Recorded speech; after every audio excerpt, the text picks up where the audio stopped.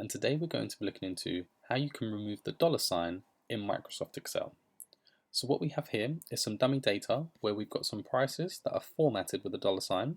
So essentially their category is a currency, whereas here we've got the dollars that are stored in the actual price. So essentially this has been typed in manually because you can see the dollar sign at the start, whereas here the ones that have been formatted you can't.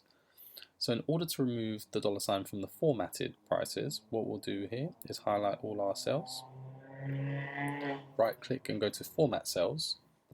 So you can see here the categories are currency and the symbols are US dollars. And then we'll go across to number and then select number. And then as easy as that, we've now removed our dollar signs from the formatted prices.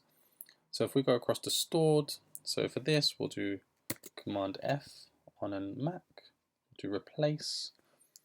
So we'll look for that dollar sign and we'll replace it essentially with just a blank value. So if we do replace all, that's now removed our dollar sign from the stored prices with a dollar sign.